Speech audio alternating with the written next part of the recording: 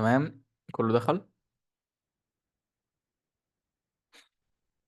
طيب انا هنقول من الاول تاني عشان لو الناس نسيت انا عملت ايه. هشيل بس كل حاجه ما عدا اللي انا عاوز اعمله.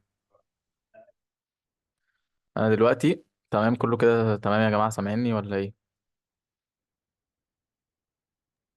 اه، تمام تمام تمام. تمام. انا دلوقتي عامل شيب اهو بالستروك، بس مش عامل فيلم. اللي هو الشيب اللي احنا رسمناه اللي هو بيمشي كده اهو كانه مش موجود وبيترسم. ماشي. احنا دلوقتي عايزين نعمل اللي هو الدكتور اللي كان بيقول عليها، اللي هو الحاجه اللي بتنور دي. فهنعمل من اللاير دي، هنعمل منها دوبليكيت. كنترول دي. فانا دلوقتي بقى عندي تو شيبس. هناخد واحد منهم نشيل منه الستروك. هنشيله ازاي؟ بندوس على كلمة ستروك دي ونشيل منه الستروك كده. كده هو بقى مش موجود فيه فيل ولا ستروك. لا انا عاوز بقى اعمل له فيل. فهدوس كده فيل. اخلي مثلا لونه ابيض مثلا كده. ماشي. هنشيله بس دلوقتي ثواني. انا عايز بقى يحصل ايه؟ انا عاوز اول ما الرسمة كده تكتمل يقعد ينور بقى. فهيقعد ينور ازاي؟ بالاوباستي. هجيب كده على الاوباستي. هعمل اخلي مثلا الاوباستي 50 مثلا. تمام. هي 50 اهي شكلها حلو كده، مش كتيرة قوي. اه هو بص، هو ليه بيعمل كده؟ اللي هو الشكل ده مش بيبقى عشان هو معمول له. انا عامل لها دوبليكيت بالافكت بتاعه، اللي هو بالتريم باث بتاعه. يعني بصوا، انا دلوقتي لو دوست يو وهنا دوست يو وهنا عامل الاتنين تريم باث. فعشان كده في التريم باث لما بيجي يعمل الشيب اللي معمول له فيل بيبقى شكله كده. فانا هشيل من واحد اللي هو التاني ده، هشيل منه التريم باث. خلاص. هشيل منه ثواني، هشيل منه التريم باث بعد ما يكتمل. ماشي. خلاص كده. كده انا بقى معايا واحد اهو، والتاني هو فيل بس. ماشي. هاجي بقى بعد ما خلاص اكتمل اروح جاي عامل هنا. هاجي على الاوباستي. هاجي على الاوباستي اهي. اعمل كي فريم واخليه مثلا صفر. وهمشي مثلا 10 فريمز. انا بمشي فريم ازاي؟ يعني فريم بفريم. بالبيج داون والبيج اب في الكيبورد. لو البيج داون كده بيمشي فريم بفريم. يعني اعد لحد 10. طيب ازاي امشي بقى 10 فريم مع بعض؟ بدوس شيفت وبيج داون. كده انا مشيت 10 فريم. انا مشيت 10 فريم. هخلي دي بقى الاوباستي هخليها 50. همشي تاني 10 فريم برضو شيفت بيج داون. بدل 50 ليها صفر. بص انتوا اصلا لو تلاحظوا هتلاقي كأنها بتنور وتطفي كده. همشي تاني اخليها 50 اهو. تمام. اخليها تاني صفر. بعد كده اخليها 50. توكل شنو؟ حد حد عاوز يتكلم يا جماعة ولا مايك مفتوح؟ معاك مرتب مفتوح بس. ماشي. انا هقفل المايكات. لو حد عاوز يفتحه يفتحه براحته. تمام ماشي. بص كده بقى اللي حصل. بص اول ما الشيب ظهر، اول ما الخط كده وصل للنهاية. بص اهو كأنه بينور اهو. فانت عملت افكت بكل سهولة وبطريقة بسيطة. مجرد بس انت فهمت الشيب بيشتغل ازاي، الافكت بيتعمل ازاي، وبأبسط الطرق انت ممكن تعمل افكتات يبقى شكلها حلو جدا. أه... واعتقد ما فيش حاجة تاني كبيزك تتقال. في بس حاجة يعني. دكتور، اتفضل. لو سمحت، عايز أعرف بس موضوع التايمنج، يعني إزاي أرسم شيب من الثانية 2 للثانية 3 مثلا، بحيث ما يظهرش قبل كده ويختفي بعد الثانية 3. ماشي. انت مثلا الشيب ده احنا رسمناه اهو. اللي هو هنخفي مثلا الشيب ده. الشيب ده احنا رسمناه اللي هو الستروك بس، اللي هو الخط ده. بتدوس على اليو. احنا قلنا اللي نظهر الكي فريمز اللي موجوده في اللاير بتدوس على اليو. ظهر لك الكي فريم اهي. بص انت لو لاحظت هتلاقي اول كي فريم معمول عند الثانيه صفر اهو. تاني كي فريم معمول قبل الثانيه واحد بشويه. فانت مثلا لا انا مش عايزه هنا، انا عاوزه يبدا مثلا عند الثانيه اتنين. فتمسكهم كده وتروح جاي شددهم كده.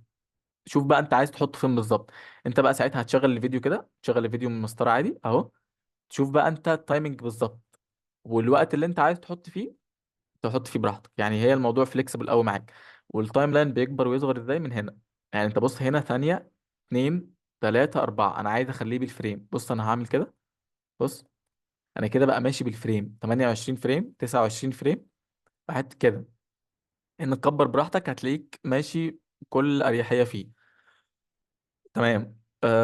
في حد عنده اي اسئله يا جماعه؟ هو يعتبر خلصنا. هقول بس حاجه كده في النهايه، اللي هو ازاي تاكسبورت الفيديو وحاجات ليها علاقه بالبروجكت عشان ما يبصش منك وكده.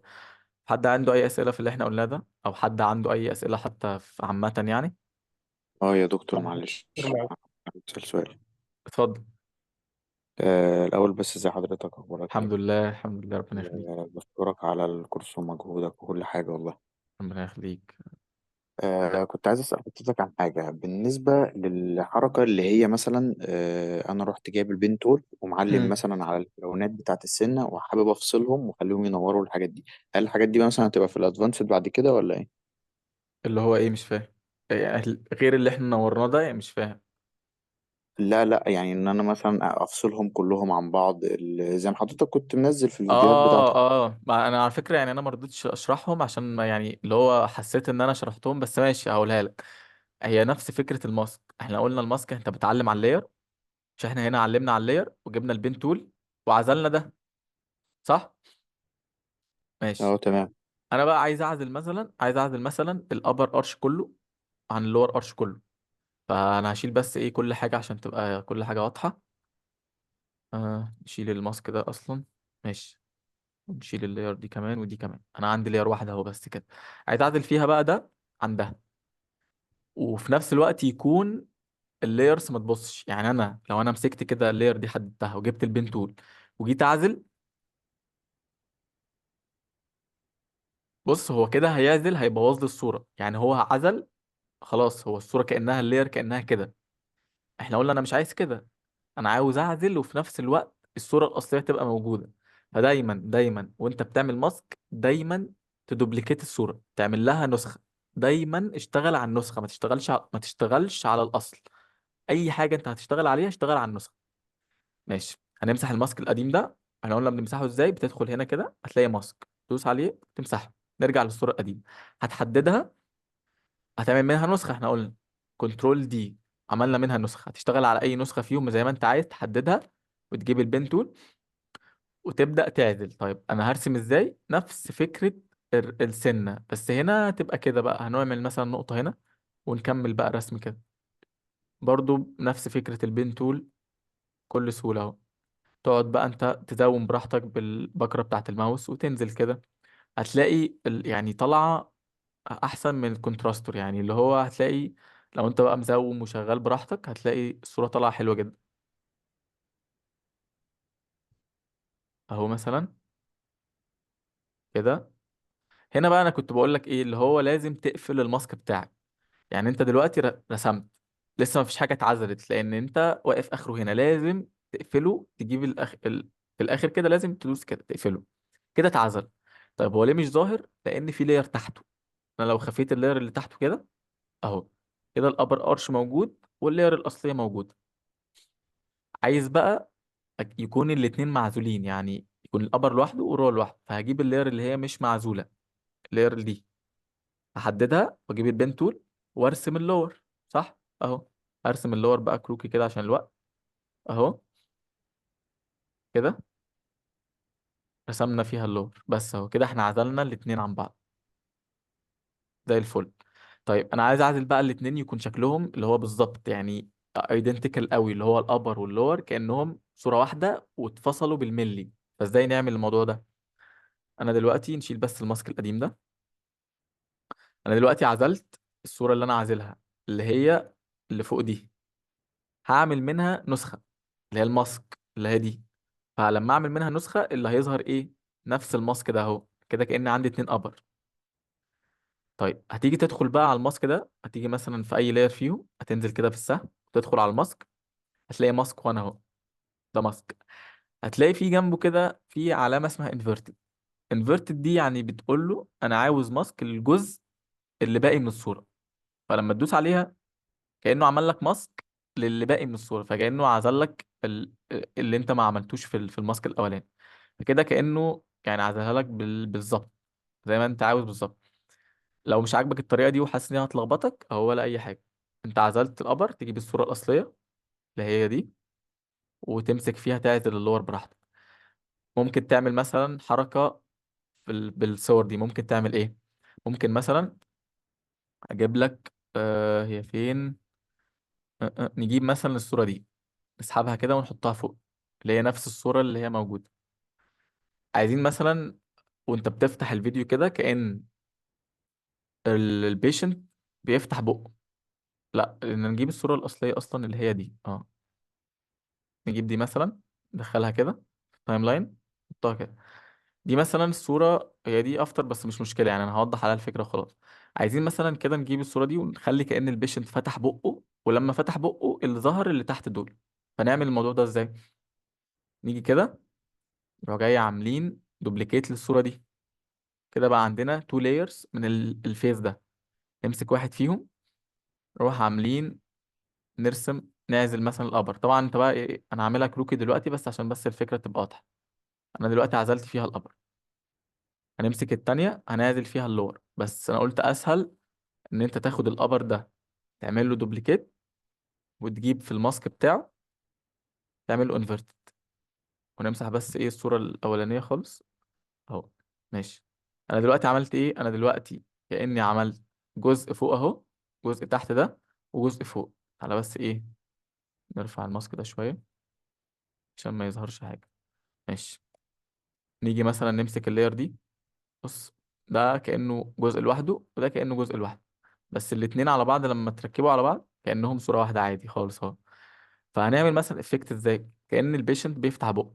فهتجيب مثلا الصورة اللي فوق دي اللي تحت، تمسك تعمل بوزيشن اهو، انا ظهرت البوزيشن، تدوس كي فريم وتمشي قدام شوية وتدوس كي فريم. طيب انا دلوقتي عاوز اعمل حركة ازاي؟ انا عاوز البيشنت الصورة تبدأ كده وبعد كده اللور ده ينزل لتحت. فهاجي على الكي فريم التاني اللي هو ده. بص، انت لما بتقف على الكي فريم عايز تتأكد انت واقف عليه بالظبط، هتلاقيه لما تبقى ماشي كده هتلاقيه بينور هنا. فأول ما ينور انت كده واقف بالظبط. عاوز يعني تبقى بسهولة تدوس على شيفت، هتلاقيه بيعمل كده زي ماجنت كده، تدوس على شيفت وانت ماشي هتلاقيه مسك في الكي فريم. ماشي، عشان تتأكد انت واقف عليه بالظبط. لأن انت، دي حاجة مهمة على فكرة، لأن انت لو مش واقف على الكي فريم، يعني انت مثلا انت مش واقف على الكي فريم، انت فاكر ان انت واقف على الكي فريم وانت واقف جنبه، ولو جيت عملت هيعمل كي فريم جديد. فدي حاجة مهمة، يعني انت كده هيعمل كي فريم جديد وهتلاقي الحركة اتلخبطت خالص. فلازم تتأكد ان انت واقف بالظبط على الكي فريم. ماشي. اعمل بقى الكي فريم التاني ده، اروح جاي منزله لتحت كده. نيجي في الاول خالص نمسك اللاير التانية، برضو نعمل بوزيشن. نيجي على الكي فريم التاني برضو بالشيفت كده، بص بيعمل ماجنت كده وانت ماشي، وتروح جاي مطلعه لفوق. بص حصل ايه بقى لما نيجي نشوف. بص انا بس هجيبها ايه، نمشيها شوية كده. كأن البيشنت وشه هو موجود، ومرة واحدة كأنه فتح بقه كده والصورة اللي تحت ظهر. دي برضو ممكن تعملها في فيديوهات، يعني برضو حاجة بسيطة وكرييتيف شوية اهو. يعني حاجة برضو ايه، ممكن تعمل. في حاجة عنده أي حد مش فاهم أي حاجة، أو في حاجة أعيدها له أو أي حاجة، أو في سؤال بالنسبة عاوز لموضوع يسأل؟ موضوع الريندر يا دكتور، معلش، عشان بيبقى الفيديوهات بتبقى حجمها كبير جامد، في حل الموضوع ده ولا لأ؟ فيديوهات حجمها كبير ازاي؟ يعني أنا هو كنت الفيديوهات مصدر فيديو 30 ثانية وكان جيجا ونص ولا تقريبا حاجة زي كده. ده كان في افتر افكتس. اه. يبقى انت غالبا انت كنت عامل الكواليتي، اكيد كنت عامل الكواليتي مثلا 8K او حاجه. ان انا لو وريتك البروجيكتس اللي انا عاملها هتلاقي البروجكت بيكون فيه مثلا هنا بتاع 50 60 لاير، وبتلاقيه 70 ميجا. يعني بجد اللي هو ممكن ادوبي بريمير بصراحه بيكون الفيديو بيكون واصل لكده. يعني في ادوبي بريمير بيبقى جيجا وشويه وكده يعني، لكن افتر افكتس ده بالذات بتلاقي البروجكت بيكون قليل جدا. بس هو كده كده بياخد وقت، يعني هو بياخد وقت في الريندر حتى لو قليل، لان هو الافكتات اللي عليه ده هو بياخد وقت فيها كتير. في حاجه بس انا عايز اقولها مهمه. انا دلوقتي وانا شغال عاوز اسيف البروجكت كل شويه، عشان لو الكهرباء قطعت، لو خرجت من غير ما اقصد اي حاجه. فانت اول يعني انت دلوقتي بدات في البروجكت، انت لو تلاحظ انا لسه ما عملتش اي سيف. يعني انا دلوقتي لو انا خرجت كده من البروجكت ده، انا البروجكت ده اختفى، مش هلاقيه تاني لان انا ما عملتش اي سيف.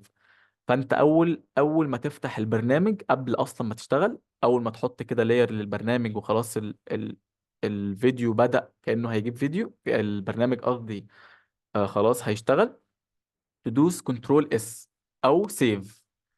بتدوس فايل كده وتدوس سيف از، وتدوس سيف از اللي هي كنترول، لا سوري، بتدوس سيف ولا ايه؟ سيف دي اللي هي كنترول اس. لما بتدوس سيف بيجيب لك المنظر ده. هو انا مش عارف هو ظاهر ولا لا، ان شاء الله يكون ظاهر. ماشي، ان شاء الله يكون ظاهر. يعني هو ظاهر يا جماعة الفايل الفولدر ده كده؟ اه باين يا دكتور. اه ماشي. تمام. ماشي، انت بقى لما بتدوس كنترول اس بيجيب لك الفولدر كده. لو اول مره تسيف، يعني انت اول مره دخلت البروجكت ولسه هتسيف لاول مره، هيجيب لك الفولدر كده. فانت بتسميه مثلا، شوف مثلا هتسميه ايه. اي اسم تسميه مثلا، اي حاجه. ماشي. تمام، بعد ما تسميه شوف انت عايز تحطه فين مثلا. انت بقى تحطه فين بقى يعني؟ المفروض تحطه فين؟ انت المفروض تحطه في الفايل اللي فيه الصور اللي انت استخدمتها. ده مهم جدا، لان انت لو مش حاطط البروجكت بتاعك في الفايل اللي فيه الصور، هتلاقي بعد كده بتدخل على البرنامج هيقول لك الفايل ده ميسنج. البرنامج مش عارف يلوكيت، مش عارف الفايل ده فين. فهتلاقيه عمل لك كده شاشة اللي هو فين الفايل ده، انا مش عارف يقراه. فتتأكد انت مثلا كنت حاطط الفولدر بتاعك مثلا الصور بتاعتك هنا مثلا. فتروح جاي حاطط البروجكت هنا وتقول له سيف. لما بتعمل له سيف البروجكت بتاعك بيظهر بالشكل ده، اللي هو بيكون نفس العلامة كده، الايه الافتر افكت، ونفس الشكل كده. بعد كده خلاص مثلا هدوس سيف اهو، هسيفه مثلا على الديسكتوب، وهدوس سيف، ادوس اوكي. انا كده خلاص سيفت البروجكت بتاعي باسم الاس اس ده، وهتلاقيه في الديسكتوب موجود. طيب انا خلاص خرجت من البرنامج تمام، وهدخل عليه تاني برضو في نفس البروجكت، هلاقي كل حاجة متسيفة. انا دلوقتي عملت بقى لعبت تاني في البروجكت، ومثلا عملت بقى تغييرات وبتاع. عاوز بقى كل مرة هسيف، فكل ما انت شغال كل شويه تدوس كنترول اس. اهو بص، كل شويه تدوس كنترول اس تسيف، لانه خلاص ادم اول مره تسيف كبروجكت فايل. كل شويه بقى ايه؟ عشان كل تغييرات تعملها تتسيف. حاجه مهمه بقى تاخد بالك منها وانت بتسيف. انا دلوقتي عملت تغيير، انا لسه ما سيفتش التغيير ده. فهتلاقي كده فوق، بص هتلاقي في نجمه كده صغيره. النجمه دي بتقول لك ان انت في حاجه انت عملتها في البرنامج لسه ما تسيفتش. فبتقول لك يعني سيف. فتدوس كنترول اس، هتلاقي النجمه اتشالت. كده انت واصل لكل حاجه متسيفه. فكل ما انت شغال كده عينك على فوق كده، لو لقيت نجمة محطوطة على طول كنترول اس، عشان ما يحصلش اي مشكلة تبقى شغال على بروجكت كام يوم ولا حاجة وتلاقي مرة واحدة كده كل حاجة طارت. فهناخد بالنا من الموضوع ده. ماشي، انت خلاص خلصت الفيديو. عاوز بقى ترندر الفيديو وتطلع الفيديو لبره. ازاي تعمل الموضوع ده؟ بتلاقي هنا التايم لاين مثلا 60 ثانية، انا عامله 60 ثانية. انا دلوقتي الفيديو بتاعي واصل لحد 5 ثواني، يعني خلاص انا خلصت الافكتات بتاعتي عند 5 ثواني.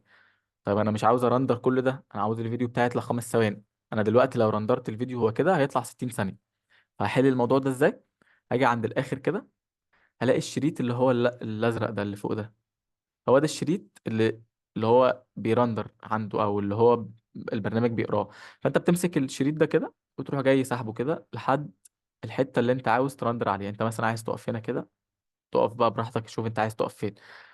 الشورت كات بتاعها بتدوس، يعني انت مثلا شوف انت عايز تقف فين. عايز مثلا ارندر لحد 8 ثواني. الشورت كات بتاع الموضوع ده حرف الان. الان فور نيوتن. الان. بتدوس ان، بيجي لك على طول الشريط عند الانديكيتور زي ما انت واقف.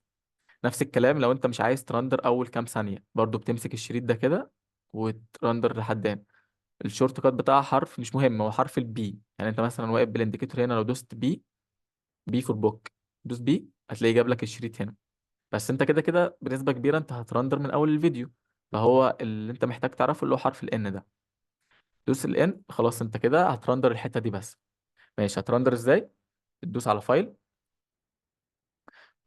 تدوس على فايل تدور على الاكسبورت. بعد اكسبورت في طريقتين اللي انت تعمل ريندر. انا يعني انا كعمر انا محمل برنامج اسمه ادوبي ميديا انكودر. هو ده برنامج بتحمله برضو من شركة ادوبي، من نفس الموقع اللي انا قلت لك عليه. بتحمله. هو حلاوة البرنامج ده ان ساعات بيضغط الفيديو، يعني هو بيعمل له كده، بيقلل حجمه شوية. وزائد كمان ان في الطريقة التانية ساعات بيكون فيها مشاكل في صيغة الفيديو. يعني الطريقة التانية اللي هي دي الأسهل خالص، اللي هو مش محتاج أي برامج، اللي هو add to render queue. تدوس عليها تلاقيه ظهر لك هنا الريندر اهو. ما بتعملش اي حاجه، انت بس كلمه اوتبوت تو، اوتبوت تو انت بس بتحط، بتقول له انا عايز احط مكانه في، بتدوس عليها تقول له انا عايز احط مثلا مكانه في، شوف انت المكان اللي انت عايز تحطه فين، في الديسكتوب بقى ولا في فايل معين ولا في نفس الفولدر اللي انت عايزه، وتسميه وتدوس اوكي وتدوس سيف. بعد ما تدوس سيف هتدوس هنا ريندر. بعد ما تدوس ريندر هتلاقيه بدأ اهو، الشريط شغال اهو. انا بقى هوقفه. ماشي. الطريقة التانية اللي هو بتاعت البرنامج، لو حبيت يعني تحمله، الحاجة بس المهمة اللي انت محتاج تعرفها، انت لما تحمله يكون نفس نسخة الافتر افكت. يعني انت لو محمل افتر افكت 2020 لازم البرنامج ده يكون 2020، عشان مش هيشتغل لو نسخة غير النسخة الموجودة. بس كده، دي كل حاجة محتاج تعرفها عن الاكسبورتنج وكده. حد عنده اي اسئلة؟ انا يعتبر كده خلاص خلصنا. حد عنده اي اسئلة يا جماعة؟ شكرا لك يا اه، دكتور. مع آخر حاجة يا دكتور بس. اتفضل. بالنسبة لموضوع الترانزيشنز، هل الافتر افكت بيبقى فيه الحاجة دي؟ يعني مثلا هل ممكن اقدر اضيف ترانزيشنز فيه عموما، ولا دي بتبقى ادوب بريمير؟ اه، هو بنسبة كبيرة يعني اللي هو المشهور قوي بالترانزيشنز اللي هو ادوبي بريمير، بس انت ممكن تضيف هنا ترانزيشنز بس بتبقى اصعب شوية، بس عادي ممكن تضيفها. بس كادوبي بريمير هو متخصص اكتر في الترانزيشنز. هو انت بتستخدم ادوبي بريمير امتى في الفيديو وانت بتعمله؟ انت بتستخدمه في حاجتين. بتستخدمه في ان انت تحط ترانزيشنز، وبتستخدمه في ان انت تحط فويس، بتحط ساوندز على الفيديو. هو الحاجتين دول بنسبة كبيرة اللي بتستخدم فيهم ادوبي بريمير. لان الباقي لو انت جربت تعمل مثلا ماسكينج على ادوبي بريمير هتلاقي الموضوع صعب قوي، بيكون صعب ومعقد جدا يعني. مش يعني هو سهل، بس بالنسبة لافتر افكت صعب، ان هو هناك ما فيهوش الزوم اللي هو انت بتعمل بالبكرة كده، ما فيهوش الكلام ده. ما فيهوش ان انت بتمسك بالمسطرة كده وتحرك براحتك. سوري، ايه ده؟ فهناك يعني هنا اسهل بكتير يعني. وممكن تعمل ترانزيشنز هنا، يعني الموضوع سهل، بتجيب ترانزيشنز من بره وتحملها تدخلها في البرنامج وبتنزلها عادي وبتشغلها. وفي حاجات اسمها سكريبتات وبلجنز وحاجات كده بتعملها، يعني بتدخلها البرنامج برضو بتشغلها. بس كبرنامج يعني البرنامج نفسه ما فيهوش ترانزيشنز، يعني ترانزيشنز اللي فيه قليله قوي او ما فيهوش تقريبا. لكن ادوبي بريمير اصلا كبرنامج فيه ترانزيشنز. انت ممكن تحمل بقى في الاثنين، يعني ممكن هنا تحمل ترانزيشنز وهنا تحمل ترانزيشنز، بس الاسهل طبعا ادوبي بريمير يعني. اه تمام، شكرا جدا. حد عنده اي اسئله ثانيه يا جماعه؟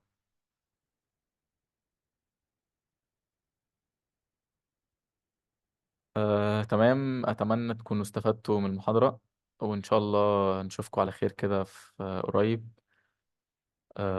يلا، تصبحوا على خير بقى، انا اخرت عليكم معلش.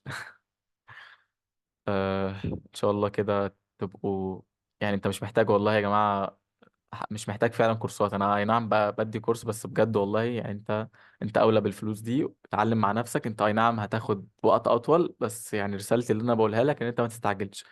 اشتغل على مهلك واتعلم، ما تستعجلش النتيجة، وان شاء الله كده كده النتيجة مضمونة. يعني انا بقول لك كده كده في الاخر هتتعلم وهتوصل ان انت بتعرف تعمل فيديو. عشان ما اطولش عليكم اكتر من كده. أه يلا، اشوفكم على خير قريب بإذن الله. يلا، السلام عليكم.